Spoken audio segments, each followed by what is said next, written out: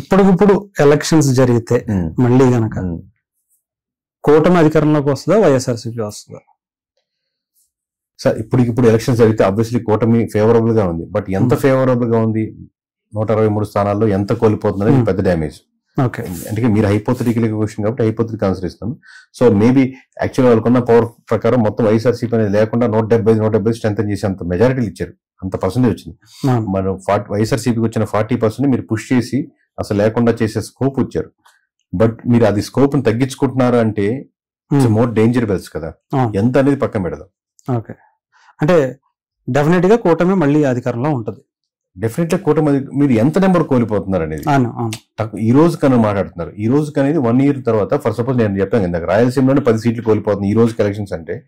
Overall consider చేసినప్పుడు maybe కొంచెం పెరిగినా కానీ బట్ ఇట్స్ ఫేవరబుల్ టు జరిగినట్టు కదా. అధికారం చూస్తున్నారు, బట్ ఎంత పర్సెంటేజ్ అధికారంలో వస్తుంది అనేది కూడా ఇంపార్టెంట్. అంటే ఒక 30 సీట్ల వరకు కోల్పోవచ్చు అంటారా? స్టేట్ అది చెప్పలేదు సార్, ఎందుకంటే రిలీజ్ చేస్తాను, టెక్నికల్ నెంబర్ చెప్తాం. ఓకే, paravil.com అనే వెబ్సైట్ లో ఇక్కడ మిడిల్ లేయర్స్ ఏమి లేవు. ప్రతి ఎమ్మెల్యే కానీ ప్రతి ఆస్పిరెంట్ కానీ వాడే డైరెక్ట్ చూసుకోవచ్చు.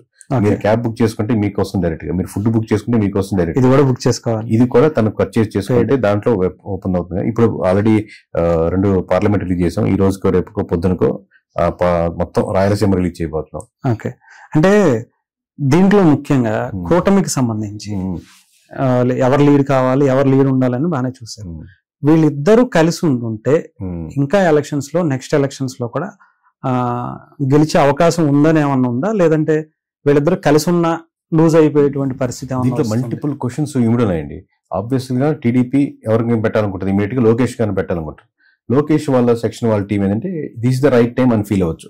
మేబీ సిబిఎన్ కు ఉన్నటువంటి స్ట్రక్చర్ వాళ్ళకున్న ఎక్స్పీరియన్స్ ఏంటంటే వీల్ వెయిట్ అండ్ సీ సమ్మోత్తంగా చూడవచ్చు. వీళ్ళది ఇక్కడే 2 క్వశ్చన్ లేయర్లు వచ్చాయి. అలాగే జనసేన నుంచి వచ్చింది ఏంటంటే లాస్ట్ టైం 21 కంటే 20 ఒప్పుకోను, ఈసారి మళ్ళీ వెళ్ళాలంటే మటుకు మీరు లీడర్ అవుతారంటే ఒప్పుకుంటాం, కానీ మీరు సపోర్ట్ చేస్తామంటే ఒప్పుకునే సెక్షన్ కొంచెం ముందుకు బయటకు కదలచ్చు. ఎందుకంటే దాంట్లో కూడా కోర్ గా మీకైతే సపోర్ట్ చేస్తాను హరీష్, మీకైతే అప్పిస్తాను, వాళ్ళు వేరే వాళ్ళకైతే ఇవ్వను అనేది ఉండొచ్చు. మీకైతే ఇస్తాననే వాళ్ళు ఉంటారు.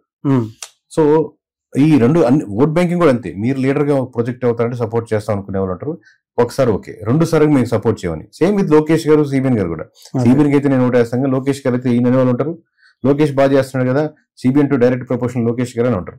ఈ 4 ఆస్పెక్ట్స్ ఉన్నాయి. ఈ 4 ఆస్పెక్ట్స్ ని కలిపి వాళ్ళు ముందుకు ముందుకెళ్తుంది. కానీ ఏ ఆస్పెక్ట్ ని వాళ్ళు డిస్టర్బ్ చేసినా గానీ ఓట్ బ్యాంకింగ్ చాలా వరకు యూజ్ అవుతారు. అంటే ఇలాగే ఉంటే ఓకే, ఇంతవరకు ఇలాగే ఉండి కన్విన్స్ చేయగలిగితే.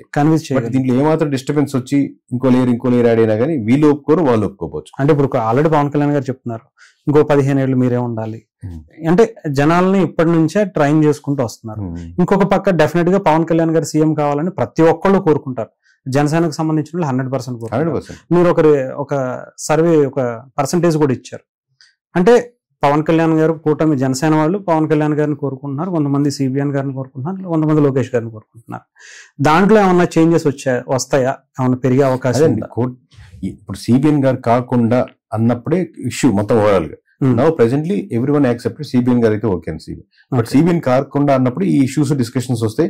Because most of the youth కావచ్చు, జనసేన వచ్చే వాళ్ళు కావచ్చు, తరపు నిండే వాళ్ళు కావచ్చు, మైండ్ సెట్ కావచ్చు, క్యాస్ట్ పరంగా కావచ్చు, ఏరియా పరంగా గోదావరి జిల్లాలో కావచ్చు, మెజారిటీ వీల్ ఇంక్లైన్ విత్ మామూలుగా పవన్ కళ్యాణ్ గారి వైపు. అంటే టీడీపీలో మెజారిటీ వర్గం లోకేష్ గారి తర్వాత పవన్ కళ్యాణ్ గారికి ఇచ్చింది. లోకేష్ గారి తర్వాత టీడీపీకి ఉంది, ఎందుకంటే ఆయనకి అరౌండ్ 50% వస్తే 44%. ఫస్ట్ అయితే లోకేష్ గారికి ఉంది. ఆబ్వియస్లీ టీడీపీలో ఒక 4% పవన్ కళ్యాణ్ గారు అంటే అది great actually. First obviously Lokesh గారికి వెళ్తుంది ఇమీడియట్ గా, బికాస్ సిబిఎన్ గారి పాకెట్ లో ఉన్న ఓట్ బ్యాంకింగ్ కానీ అంత సపోర్ట్ కానీ మద్దతుగా ఆబ్వియస్గా టీడీపీ గుంపు గుర్తుగా యాక్చువల్లీ 100 పడాలి. 4% డిఫరెన్స్ ఉంది. టీడీపీ వాళ్ళు కోరుకునేది 4% డిఫరెన్స్ ఉంది. It's more advantage to Janasena. Okay, ఇప్పుడు జనసేనలోకి వచ్చేటప్పటికి జనసేనలో ఆబ్వియస్లీ 66% పవన్ కళ్యాణ్ గారికి కూటమిని ఎవరు లీడ్ చేయాలన్న దాంట్లో, జనసేన ఎవరు లీడ్ చేయాలన్న